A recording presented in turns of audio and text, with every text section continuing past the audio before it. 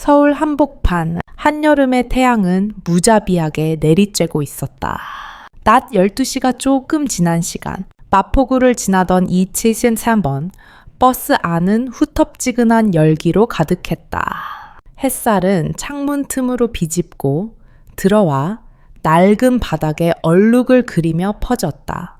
버스 밖에선 자동차 클렉슨 소리와 엔진음이 끊이지 않았고 안에서는 연신 나오는 한숨과 함께 무기력한 침묵이 흘렀다.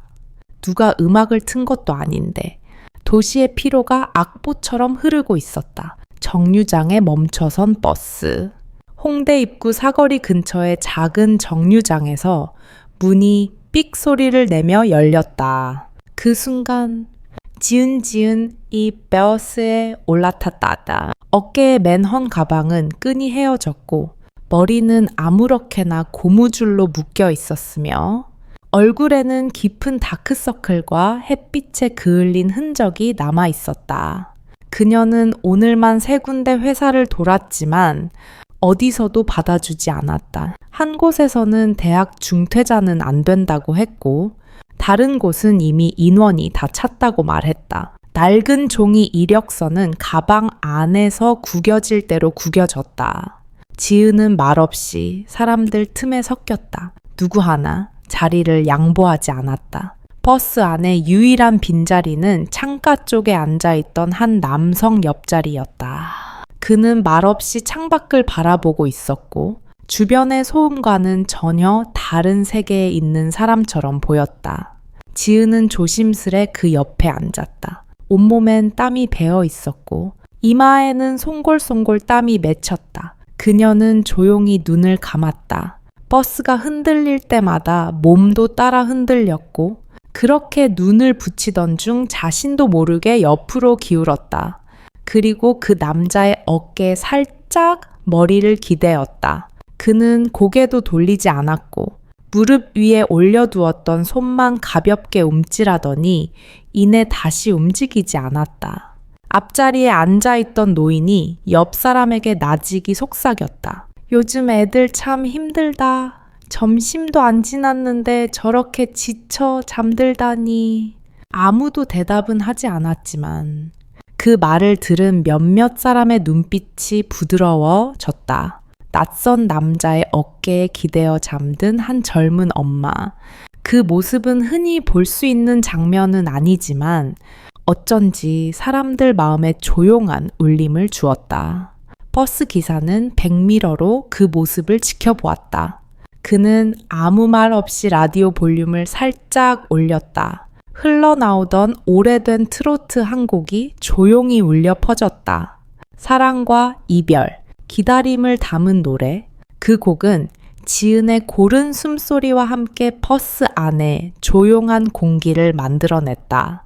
버스가 급커브를 돌면서 큰 흔들림이 있었고 지은은 그제야 눈을 떴다. 눈을 몇 번 깜빡이며 정신을 차리려 했고 자신의 머리가 옆 사람 어깨에 기대어 있었음을 깨닫자 깜짝 놀라 자리에서 벌떡 일어났다. 죄송해요. 정말 일부러 그런 게 아니에요. 그녀는 당황해서 허둥지둥하며 말을 했고 그 남자는 조용히 고개를 끄덕일 뿐이었다. 그의 얼굴은 따뜻한 햇살을 받아 더욱 뚜렷하게 드러났고 굳건한 인상이지만 어딘가 모르게 차갑지 않았다. 지은은 급히 자신의 짐을 챙겨 내릴 준비를 했다. 그리고 합정역 근처 정류장에서 내렸다. 급히 내리느라 그녀는 가방 안에 있던 작은 손수건 하나를 두고 내린 것도 몰랐다. 그 손수건엔 아라라는 이름이 연한 분홍색 실로 수놓아져 있었고 햇빛 속에 조용히 놓여 있었다. 남자는 그것을 주워 들었다. 한참을 들여다보더니 조심스레 접어 자신의 재킷 주머니에 넣었다. 그의 입꼬리는 아주 미세하게 올라갔다. 그것이 동정인지 호기심인지 아니면 오래된 기억의 조각인지는 아무도 알 수 없었다. 지은은 인도를 빠르게 걸었다. 아직도 가슴은 두근거렸고 땀으로 옷은 다 젖어 있었다. 아침부터 아무것도 먹지 못해 속은 텅 빈 느낌이었다. 망권시장 근처의 작은 분식집 앞을 지나면서도 그녀는 잠시 멈췄다가 다시 고개를 숙인 채 발걸음을 재촉했다. 지갑 속에 든 돈은 겨우 아라와 나눠 먹을 수 있는 1,000원짜리 단팥빵 1개 값이었다. 그렇게 지은은 자신과 딸 아라가 함께 지내는 반지하 방으로 돌아왔다. 문을 열고 들어가자 햇살이 들지 않는 방 안에서 작은 이불 속에 파묻힌 아라가 조용히 자고 있었다. 그녀는 조용히 아라 곁에 앉아 가방을 열고 땀을 닦을 손수건을 찾으려 했지만 대신 낯선 종이 한 장이 손에 잡혔다. 그 종이는 깔끔하게 접혀 있었고 그 안엔 이렇게 쓰여 있었다. 유아 돌봄 도우미 구함, 숙식 제공, 급여 협의, 직접 면접, 강서구 은하마을 12번지 고급 주택단지. 지은은 얼어붙은 듯 멍하게 그 종이를 바라봤다. 아무리 생각해도 아침엔 가방 안에 이런 것이 없었다. 누가 넣은 걸까? 혹시 버스 안에서. 그녀는 곤히 자고 있는 아라를 보며 종이를 조심스레 쥐었다. 그 손에 힘이 조금씩 들어갔고 마음 깊은 곳에서 무언가 말없이 일렁이기 시작했다. 그리고 어쩌면 아주 작지만 분명한 희망. 다음 날 서울의 하늘은 여전히 뜨겁고 푸르렀다. 지은은 손을 꼭 쥔 채 아라의 작은 손을 이끌고 걷고 있었다. 목적지는 어제 종이에서 본 바로 그곳, 강서구 은하마을 12번지. 여느 때처럼 버스를 타고 내려 약 1km가량 걸은 지은은 고급 주택들이 줄지어 늘어선 조용한 주택가 골목에 다다랐다. 그 중에서도 가장 안쪽에 자리 잡은 고요한 정원과 붉은 벽돌로 지어진 하얀 대문 집이 그곳이었다. 번호판 칩이 그 아래 작은 문패엔 은숙이라는 이름이 조각되어 있었다. 지은은 문 앞에서 멈춰 섰다. 대문 안쪽으로 보이는 정원은 잘 다듬어진 조경과 정갈한 돌길이 펼쳐져 있었다. 대조적으로 그녀의 손에 들린 이력서는 구겨져 있었고 지은 자신도 먼지가 묻은 운동화에 헌 청바지를 입고 있었다. 여기 진짜 커다래. 아라가 두 눈을 동그랗게 뜨고 물었다. 지은은 억지로 웃으며 말했다. 여긴 그냥 엄마가 잠깐 면접 보러 온 거야. 아라는 여기 앉아서 잠깐만 기다려줄래. 그녀는 인터폰을 눌렀다. 나 딩동. 잠시 후 묵직한 발소리와 함께 회색 셔츠를 입은 중년 남성이 문을 열고 나왔다. 누구세요? 딱딱한 말투였다. 어제 종이 보고 왔습니다. 아이 돌봄이 구한다고 해서요. 지은은 종이를 조심스레 내밀었다. 남자는 그녀를 위아래로 훑어보았다. 해진 가방, 파라에노스, 달흔 슬리퍼. 그의 눈빛은 말하지 않아도 많은 것을 말하고 있었다. 필요 없습니다. 이제 사람 다 구했어요. 그는 문을 닫으려 했다. 여기 종이에는 아직 모집 중이라고. 지은이 당황해 종이를 들어 보이며 항의하려는 순간 2층 베란다에서 조용하지만 또렷한 목소리가 들려왔다. 정 실장님, 안으로 모셔요. 내가 직접 얘기 나눠보죠. 중년 남성은 놀라 고개를 들었다. 베란다 위엔 머리를 단정하게 빗어 올린 은숙 할머니가 서 있었다. 그녀는 나이가 지긋해 보였지만 눈빛은 여전히 날카롭고 선명했다. 그 목소리엔 결단력과 따스함이 동시에 담겨 있었다. 그렇게 해서 지은은 대문을 지나 안으로 들어가게 되었다. 거실로 안내받은 지은은 작고 얌전히 자리에 앉았다. 아라는 옆에 나란히 앉아 엄마 옆에서 조용히 가방을 꼭 끌어안고 있었다. 주택 내부는 오래된 듯하지만 고풍스럽고 정돈되어 있었다. 창가에는 하얀 커튼이 바람에 살짝 살짝 흔들렸고 테이블 위에는 막 우려낸 국화차 향이 은은히 퍼졌다. 은숙 할머니가 그녀를 바라보며 물었다. 성함이 어떻게 되나요? 정지은입니다. 아이 하나 키우고 있고요. 숙식 제공되는 곳에서 일하고 싶어요. 아이를 데리고 같이 지낼 수 있으면 뭐든지 하겠습니다. 은숙 할머니는 몇 초간 아무 말 없이 지은을 바라봤다. 그러다 조용히 물었다. 학력은요? 원래는 사범대 다녔습니다. 근데 중퇴했어요. 아이를 가졌거든요. 요리는 할 줄 아시나요? 지은은 고개를 끄덕였다. 시골에선 밥을 늘 제가 했고 서울 와서도 하숙집에서 언니들 반찬 같이 해 먹었어요. 은숙 할머니는 가볍게 한숨을 쉬더니 그럼 일단 며칠만 해봐요. 나도 이제 사람 자꾸 바꾸는 거 지쳤어요. 그녀의 말엔 피곤함이 묻어 있었지만 동시에 어떤 따뜻한 기대도 느껴졌다. 정 실장은 어리둥절한 표정이었지만 은숙 할머니가 손을 내저었다. 괜찮아요. 눈빛이 곱잖아. 그날 저녁 지은은 아라와 함께 정원 옆쪽의 작은 별차에 방으로 안내받았다. 에어컨도 고급 가구도 없었지만 두 사람이 함께 머물 수 있는 공간이라는 것만으로도 그녀에겐 기적 같았다. 그녀는 허름한 가방에서 옷가지들을 조심스레 꺼내며 중얼거렸다. 여기서 잘해보자. 우리 이번엔 진짜 잘해보자. 아라는 옆에서 고개를 끄덕이며 말했다. 여긴 향기도 좋아, 엄마. 여기 살면 우리 겨울에도 따뜻하겠지. 지은은 처음으로 진심으로 웃었다. 그리고 눈을 감고 이렇게 속삭였다. 이제부터 진짜 시작이야. 지은은 새벽같이 일어났다. 해가 뜨기 전 부엌의 창문으로는 옅은 안개가 스며들고 있었다. 그녀는 조심스레 물을 끓이고 국을 준비하고 갓 지은 밥을 식탁에 차렸다. 손에 익지 않은 고급 조리 기구들, 전자식 인덕션과 버튼 하나로 작동하는 정수기 앞에선 몇 번이나 실수를 반복했지만 은숙 할머니는 그저 미소만 지으며 말했다. 서두를 것 없어. 음식은 손맛이 제일 중요하니까. 지은은 가볍게 고개를 숙이며 웃었다. 사실 웃음보다는 눈물이 먼저 나올 뻔했지만 지은은 요즘 들어 스스로가 조금씩, 아주 조금씩 변하고 있다는 걸 느끼고 있었다. 그날 오후 지은은 마당에 화단을 정리하고 있었다.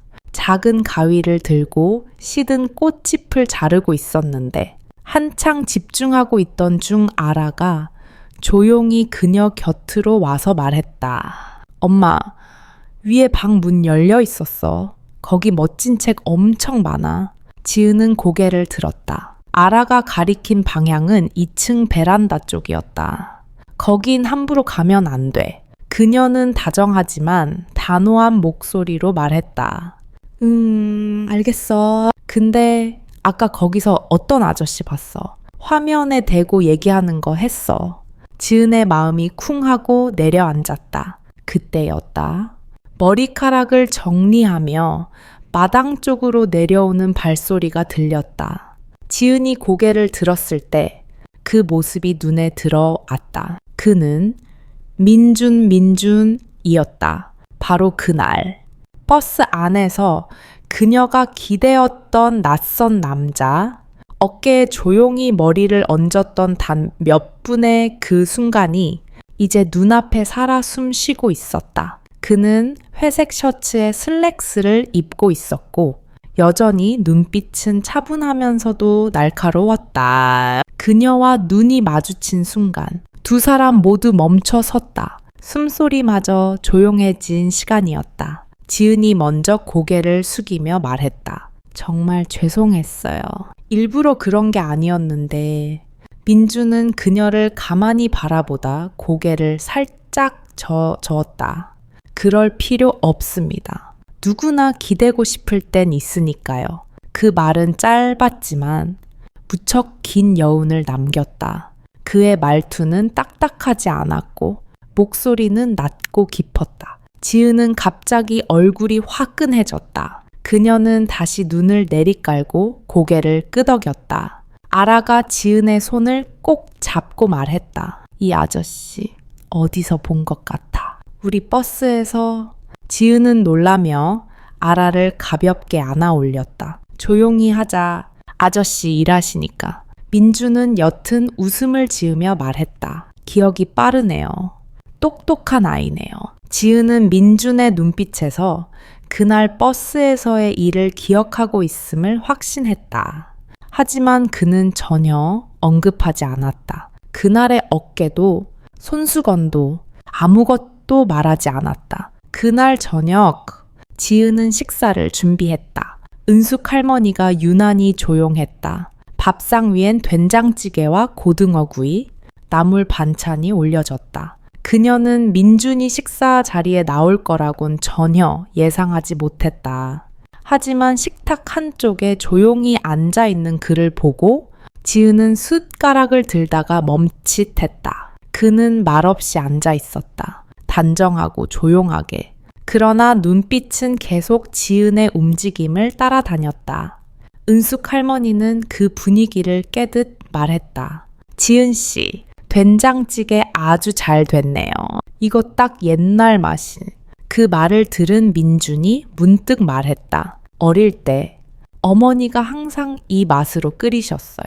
요즘은 아무리 먹어도 이런 맛 안 나던데. 지은은 놀라 눈을 크게 떴다. 자신의 된장찌개에서 그런 기억이 떠오를 줄은 상상도 못했다. 앞으로도 이 맛으로 자주 해드릴게요. 지은은 수줍게 말했다. 민주는 미소를 지었다. 그 미소는 어딘가 따뜻하면서도 오래된 외로움을 감추는 듯한 미묘한 감정이 담겨 있었다. 그날 밤 지은은 아라를 재운 후 방 안에서 조용히 창문을 열었다. 밤 공기는 서늘하고 조용했으며 정원의 조명은 은은하게 깔려 있었다. 집 안쪽 복도 끝에서 누군가의 발소리가 들렸다. 민준이었다. 그는 조용히 창가에 기대 서 있었고 그녀의 방 쪽으로 고개를 돌리더니 지은과 눈이 마주쳤다. 그는 고개를 숙여 인사하듯 미소 지었고 지은도 살짝 고개를 끄덕였다. 서로 말을 하지 않아도 알 수 있는 순간 그건 버스 안에서의 그 짧은 고개 기대기보다도 더 조용하고 더 선명한 교감이었다. 며칠 뒤 서울의 하늘은 흐림과 갬을 반복하고 있었다. 비가 올 듯 말 듯한 기분 탓인지 지은의 마음도 어딘가 모르게 들썩거렸다. 지은은 안차에 거실 한쪽에 있는 선반을 정리하고 있었다. 은숙 할머니의 부탁으로 오래된 서류와 책들을 정리하는 중 책장 틈 사이에서 작은 상자 하나가 나왔다. 겉면은 낡았지만 정성스레 접힌 손수건 하나가 그 안에 들어 있었다. 그 손수건, 분홍색 실로 아라라는 글씨가 수놓아져 있었다. 지은은 순간 멍해졌다. 이건 그날 버스에서 잃어버린 건데 어떻게 여기 있는 걸까? 그녀는 조심스레 그것을 꺼내 두 손으로 감쌌다. 얼마나 많은 나라라의 땀을 닦아주고 작은 상처를 싸매주던 그 손수건. 그 손수건을 다시 손에 쥐인 순간 지은의 가슴 속에 오래 묻어 두었던 감정들이 일어났다. 버스에서 만났던 그 남자, 아라가 말했던 그 아저씨, 민준, 분명히 그가 가지고 있었던 것이다. 그날 이후 그는 한 번도 그 손수건 이야기를 꺼낸 적이 없었다. 그저 묵묵히 자신의 자리에서 지켜보고만 있었을 뿐, 그리고 이제 아무 말 없이 그 손수건이 다시 그녀에게 돌아왔다.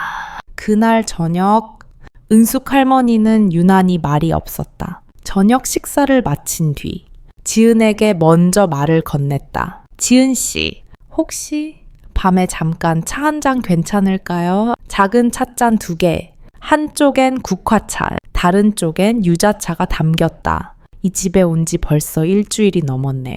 시간이 빠르네요. 지켜보니까 참 조용한 사람이에요. 예전 같았으면 나도 불편했을 거예요. 하지만 이상하게도 지은 씨는 괜찮더라고요. 지은은 고개를 숙였다. 은숙 할머니는 조용히 잔을 들며 말을 이었다. 사람은 말로만 판단하는 게 아니라 손끝에서도 보여요. 음식을 대하는 태도, 아이를 보는 눈빛, 거절을 받아들일 때의 표정, 그런 것들로 진심을 알 수 있죠. 지은의 눈이 살짝 흔들렸다. 고맙습니다. 정말로. 그녀는 목이 메었지만 그 따뜻한 말에 웃으려 애썼다. 그날 밤 민주는 자신의 방에서 조용히 앉아 책상 서랍을 열었다. 그 안에는 작은 메모지 한 장이 있었다. 누군가에게 어깨를 내어주는 일. 그게 그렇게 큰 일이 아닐 수도 있어요. 하지만 그 하루는 누군가의 전부가 되기도 하니까요. 그 메모는 송을씨로 쓰여 있었고 끝엔 지은이라는 이름이 적혀 있었다. 민주는 그 글을 천천히 읽고 또 읽었다. 그리고 조용히 책상 위에 올려두며 스스로에게 말했다. 그냥 내버려 두지 않았던 건 운명이었을까? 다음 날 햇살이 부드럽게 내리쬐는 오전, 아라가 은숙 할머니 곁에 앉아 무언가를 그리고 있었다. 아이의 손에는 색연필이 들려 있었고 입꼬리는 귀까지 올라가 있었다. 이거 봐요. 우리 3명이에요. 오, 아라가 그린 거야. 나랑. 그리고 이건 민준 아저씨. 은숙 할머니는 그림을 들여다보며 한참을 웃었다. 그 그림 속 3사람은 하나의 커다란 우산 아래 함께 서 있었고 우산 위엔 우리 가족이라는 글씨가 삐뚤빼뚤 쓰여 있었다. 저녁 무렵 정원의 가로등이 하나둘 켜지던 시간, 지은은 주방에서 국을 끓이며 조용히 웃고 있었다. 불 위에서 끓어오르는 된장찌개 속에는 삶의 고단함보다 따뜻한 희망이 더 많이 배어 있었다. 그리고 민주는 복도 끝에서 그 모습을 조용히 바라보고 있었다. 그의 마음 한켠에서 아주 작지만 분명한 감정이 움트고 있었다. 이 여자는 강하다. 너무 오랫동안 혼자였다. 그래서 더 조심스럽게 다가가야 한다는 걸 그는 본능적으로 알고 있었다. 한여름의 열기가 점점 가라앉고 서울의 밤 공기는 조금씩 선선해지고 있었다. 그날도 하루 종일 분주했던 지은은 아라를 재운 뒤 작은 마당 앞 벤치에 앉아 잠시 바람을 맞고 있었다. 별차의 옆 텃밭에는 작은 상추와 고추가 심어져 있었고 그 위로 밤하늘의 별이 희미하게 떠 있었다. 그녀는 오랜만에 고요함을 느꼈다. 이 작은 평온이 언제 무너질지 몰라서 더 조심스러웠다. 조용히 다가오는 발소리가 있었다. 익숙한 걸음걸이. 민준이었다. 앉아도 될까요? 그의 목소리는 낮았고 벤치 맞은편에 조용히 앉았다. 둘 사이엔 몇 초간의 침묵이 흘렀다. 하지만 그 침묵은 어색하지 않았다. 말 없이도 서로의 생각을 읽을 수 있는 거리.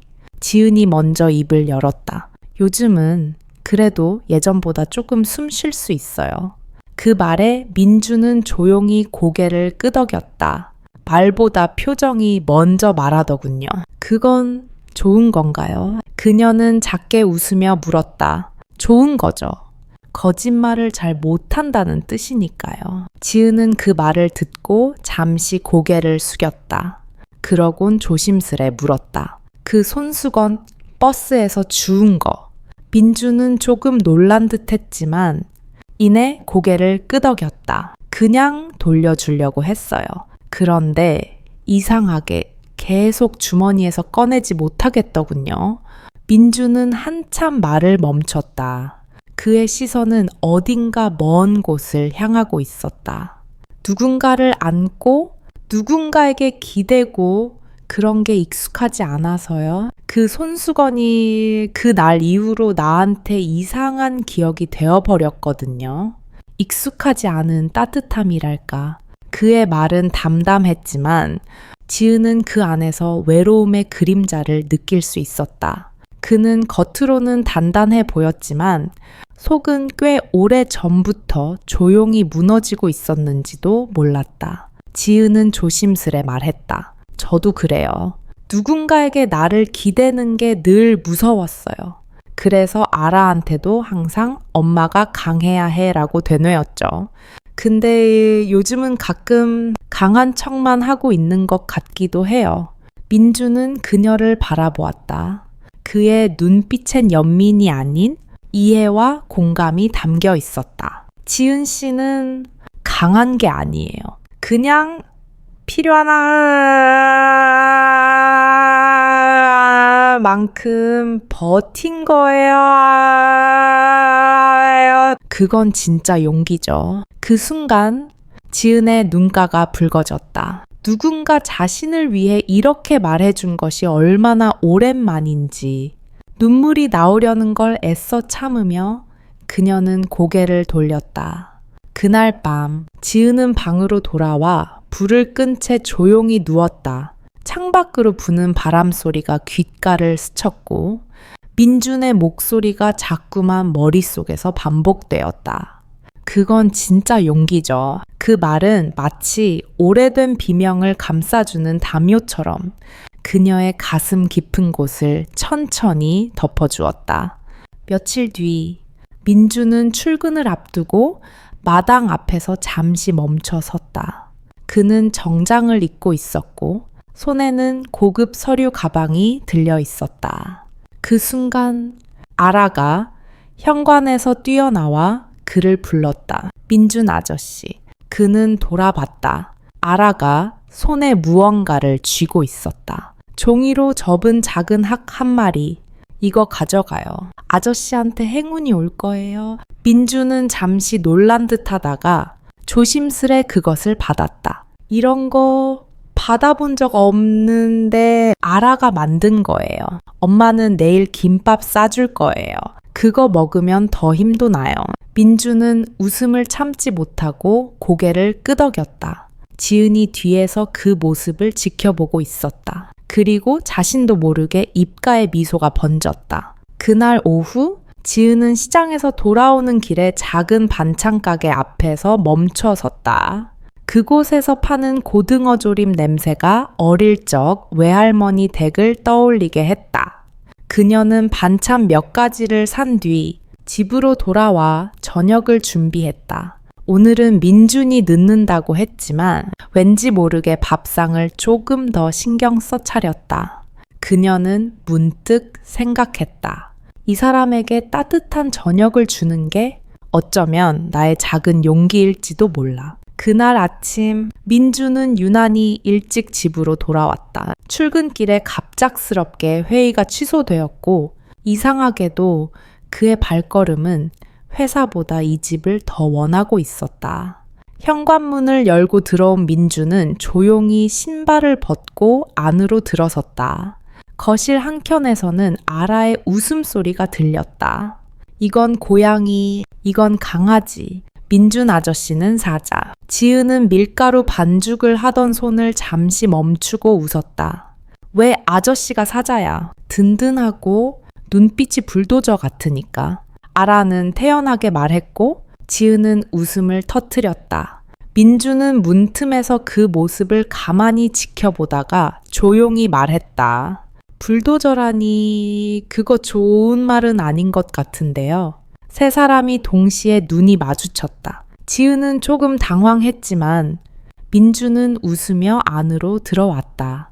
밀가루 반죽은 뭐예요? 오늘 점심은 수제비 하려고요. 아라가 좋아해서요.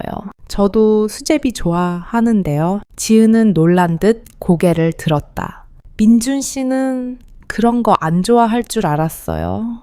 그런 거요. 된장찌개랑 수제비. 저 그렇게 도시적이지 않아요. 그의 말에 지은은 작게 웃었다. 점심 준비가 끝나고 세 사람은 함께 식탁에 앉았다. 수제비는 쫄깃했고 국물은 깊은 멸치 맛이 진하게 우러나 있었다. 민주는 조용히 숟가락을 들고 국물 한 입을 떠먹었다.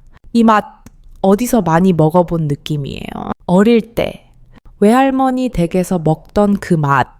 그의 말에 지은은 놀란 듯 고개를 들었다. 그녀 역시 외할머니의 손맛을 따라 만든 것이었기 때문이다. 아라는 식탁 아래에서 민준의 다리를 툭 치며 말했다. 수제비 좋아해줘서 고마워요. 우리 엄마 요리 잘하죠. 민준은 아라의 머리를 쓰다듬으며 조용히 말했다. 정말 잘해. 이 집에서 먹는 밥이 제일 따뜻한 것 같아.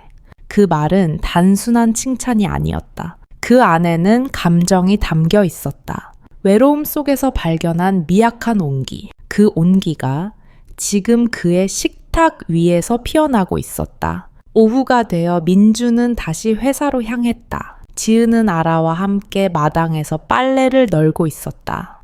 햇살은 포근했고 바람은 적당히 불었다. 아저씨가 우리랑 같이 밥 먹는 거 좋다. 아저씨가 좋은 사람이니까. 그럼 우리 가족이 되는 거야. 지은은 순간 멈칫했다. 아라는 단순하게 말했지만 그 말은 그녀의 마음 한가운데를 콕 찔렀다. 그날 밤 민주는 회사를 마치고 돌아오는 길에 작은 문구점에 들렀다. 무언가를 오래 바라보다가 작은 포장 상자를 하나 샀다. 집으로 돌아온 그는 별차에 문 앞에 상자를 두고 조용히 돌아섰다. 다음 날 아침 문 앞에 놓인 그것을 발견한 지은은 조심스레 뚜껑을 열었다. 그 안에는 정갈하게 접힌 편지지 한 장과 작은 손목 시계 하나가 들어 있었다. 편지에는 짧은 문장이 적혀 있었다. 누군가를 기다리는 일, 그 시간이 아름답길 바라는 마음을 담아 민준. 지은은 손끝이 떨렸다. 그녀는 시계를 조심스레 손목에 찼다. 오래된 것 같지만 정성스럽게 닦인 그 시계는 마치 누군가의 시간을 공유하자는 초대처럼 느껴졌다. 그날 저녁 아라는 시계를 본 후 말했다. 아저씨가 준 거야. 꼭 우리한테 시간을 주는 것 같아. 지은은 아라를 꼭 안았다. 그러게 정말 그런 것 같아. 그날 밤 민주는 거실 창밖을 바라보며 생각에 잠겨 있었다. 자신이 이 집에서 무엇을 찾고 있는지, 왜 자꾸만 지은과 아렉의 마음이 향하는지 그건 동정이 아니었다. 필요한 사람이라서도 아니었다. 그저 함께 있을 때 자신이 사람으로 느껴졌기 때문이다. 그는 조용히 중얼거렸다. 그 온기 내가 놓치지 말아야겠지. 초가을의 기운이 느껴지는 어느 날 오후 지은은 마당의 정원 끝에서 혼자 무릎을 꿇고 있었다. 손에 든 조그만 꽃삽이 멈춰 있었고 그녀의 어깨는 작게 떨리고 있었다. 그녀는 땅을 파던 중 작은 상자 하나를 발견했다. 흙에 젖어 낡은 상자 안에는 오래된 사진 몇 장과 편지가 들어 있었다. 사진 속에는 젊은 시절의 은숙 할머니가 한 남자와 함께 웃고 있었다. 그리고 그 옆에는 어린아이가 안겨 있었다. 그 아이 누구지? 지은이 손에 쥔 사진을 들여다보던 찰나 은숙 할머니가 조용히 다가왔다. 그 사진 어떻게 찾았어요? 지은은 당황하며 일어섰다. 죄송해요. 전혀 몰랐어요. 그냥 흙을 파다가 은숙 할머니는 사진을 받아들며 오래된 기억을 더듬듯 말했다. 저 아이는 내 손자예요. 아주 어렸을 때 부모를 잃고 내가 키웠죠. 혹시 민준 씨인지? 은숙은 고개를 끄덕였다. 그 아이가 바로 민준이에요. 그래서 이 집이 아이에게는 따뜻하기보단 버거운 기억이 많아요. 지은은 놀란 듯 눈을 크게 떴다. 전혀 몰랐어요. 민준 씨가 그렇게 자랐을 줄은. 조용하고 배려도 많지만 마음을 쉽게 열지 못한 건 너무 일찍 세상의 무게를 알아버려서죠. 그 말에 지은의 가슴이 먹먹해졌다. 그녀 역시 20살의 아이를 품고 세상과 싸워야 했던 시절이 떠올랐다. 무서웠고 외로웠고 하루하루가 전쟁 같았던 날들. 민준도 그런 시간을 견뎌낸 사람이었다.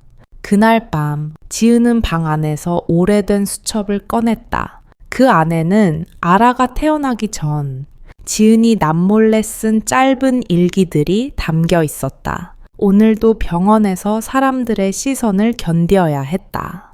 하지만 아라가 내 안에 있다는 생각만으로도 버틸 수 있었다. 세상이 뭐라 해도 난 포기하지 않을 거야. 지은은 그날의 글귀를 손가락으로 쓰다듬으며 조용히 중얼거렸다. 당신처럼 버티며 살아왔어요. 민준 씨. 며칠 뒤 민준은 회사를 마치고 돌아오던 길에 지은을 마당 한쪽에서 보게 되었다. 그녀는 손수건을 빨며 작은 노래를 흥얼거리고 있었다. 저 노래 어릴 때 엄마가 불러주던 건데. 민준은 조용히 다가가 그녀 옆에 섰다. 지은은 놀라지 않고 조용히 웃으며 그를 바라보았다. 노래 좋네요. 익숙한 멜로디예요. 민준 씨도 알아요? 어머니가 돌아가시기 전에 마지막으로 불러주신 노래예요. 그 말에 지은은 눈이 커졌다. 그 노래, 저도 엄마가 떠나기 전 매일 밤 불러줬어요. 그래서 저도 아라한테 자주 불러줘요. 두 사람 사이에 잠시 침묵이 흘렀다. 그러나 그 침묵은 이제 익숙하고 편안했다. 지은은 조심스럽게 말했다. 참 많이 닮았네요. 가족을 잃고 그래도 누군가를 지키기 위해 다시 서보려는 마음. 민주는 그 말에 천천히 고개를 끄덕였다. 그는 말없이 손을 뻗어 지은의 어깨 위 작은 꽃잎 하나를 떼어냈다. 지은의 시선은 흔들렸고 그 순간 민준의 손끝에서 전해지는 따뜻함에 그녀는 가슴이 먹먹해졌다. 그는 낮은 목소리로 말했다. 지은 씨, 이 집이 당신에게도 편한 곳이었으면 좋겠어요. 그냥 잠시 머무는 곳이 아니라 지은은 한참 동안 대답하지 않았다. 그러다 아주 작게, 그러나 분명하게 말했다. 저도 그래요. 어쩌면 이제는 떠나고 싶지 않을지도 몰라요. 그날 밤 아라가 잠든 뒤 지은은 별차의 창가에 앉아 조용히 종이 한 장을 꺼냈다. 그 위에 연필로 천천히 글을 써내려 갔다. 처음엔 그저 기대고 싶었어요. 당신 어깨가 따뜻했으니까. 하지만 이제는 나도 누군가의 어깨가 되고 싶어요. 당신에게. 그녀는 편지를 접어 작은 상자에 넣고 그 상자를 민준의 방문 앞에 조용히 두었다. 두 사람은 서로를 향해 아무 말도 하지 않았지만 마음은 이미 천천히 한 걸음씩 가까워지고 있었다. 이 이야기를 따라가다 보면 마음속 어딘가에서 조용히 울리는 떨림을 느끼게 됩니다. 혼자 아이를 키우며 살아가는 지은의 고단한 일상, 그리고 무심한 도시 속에서 우연히 마주친 따뜻한 어깨, 민준의 조용한 배려와 깊은 아픔이 교차할 때 그들은 서로의 상처를 알아보고 조금씩 마음을 열어갑니다. 화려하거나 극적인 사건 없이도 이 이야기에는 우리가 일상 속에서 놓치기 쉬운 진짜 위로가 담겨 있습니다. 누군가의 어깨에 조용히 기대어 잠들 수 있다는 것, 누군가를 위해 밥 한 끼를 정성껏 차리는 것, 그 모든 순간들이 얼마나 소중한지 다시금 생각하게 합니다.